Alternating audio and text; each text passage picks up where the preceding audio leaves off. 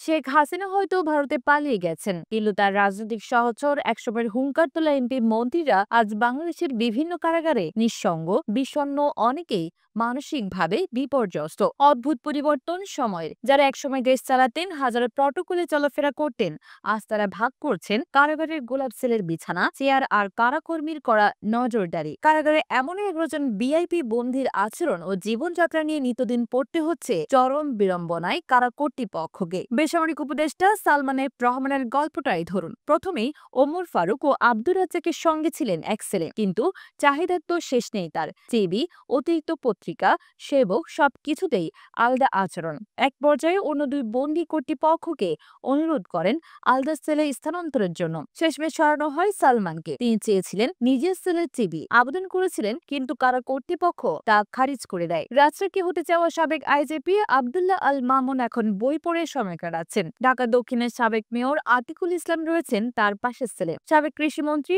আব্দুর রাজ্জাক আজ ভেঙে পড়েছেন, চোখের জলে ভেজে তার সেলের বেঞ্চের। নিঃসঙ্গ সময় কাটে তার, কারোর সঙ্গে তেমন কথা বলেন না। শাহজাহান খান এখনো বড্ড উগ্র, হ্যান্ডকাপ পড়তে চান না, মাঝে মাঝে রাজাকার বলেও গালি দেন পুলিশের লোকজনকে। জুনায়েদ আহমেদ পলক গাইছেন গান, আদালতে যাওয়ার সময় সাংবাদিকদের দেখে নাটকে উল্টে ছুড়ে ভাইরাল হওয়ার চেষ্টা চালান। তার সঙ্গে সাবেক মুক্তিযোদ্ধার প্রতিমন্ত্রী এভি তাজুল ইসলাম। হাসানুল হক ইনু আদালতে হাসলেও কারাগারের আগে প্রায়ই বলছেন রাজাকারের বাচ্চা। ডক্টর দীপুমণি চুপচাপ তসবিহ হাতে আদালতের বারান্দায় দাঁড়িয়ে থাকেন, নীরবতায় বলছেন হাজার কথা।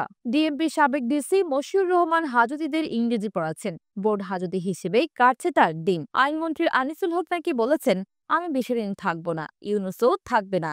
নাম প্রকাশে অনিচ্ছুক এক কারারক্ষীর ভাষ্যে এটাই উঠে আসে। ব্যারিস্টার সুমন এখন নিয়মিত নামাজ পড়েন। তার রুমমেট শেখ হাসিনার সাবেক মুখ্য সচিব নজিবুর রহমান এবং খাদ্যমন্ত্রী সাধন চন্দ্র মজুমদার। ভিআইপি বন্দীরা থাকেন আলাদা রুমে, বিছানা, টেবিল, ফ্যান, টয়লেট সব সুবিধা সহ। খাবার তালিকায় সকালে রুটি, সবজি, ডিম, দুপুরে ভাত, মাছ বা মাংস, রাতে ভাত ও সবজি। সপ্তাহে একবার 10 টাকার বিনিময়ে 10 মিনিট কথা বলতে পারেন ফোনে। মাসে একবার পরিবারের সঙ্গে দেখা। ভিআইপি বন্দীরা কারাগারে এসে যেন উপলব্ধি করছেন ক্ষমতার শীর্ষে থাকা আর বাস্তব জীবনে নিচে নামা কি ভিন্ন অভিজ্ঞতা। কেউ ভেঙে পড়ছেন, কেউ চিৎকার করছেন, কেউ আবার খুঁজছেন ধর্ম বা বইয়ের আশ্রয়। আর দেশ অন্ধকারে ডুবে থাকা একটি অধ্যায় পার করছে, যেখান থেকে ফিরিয়ে আনা দরকার ন্যায় বিচার, গণতন্ত্র আর জবাবদিহিতা।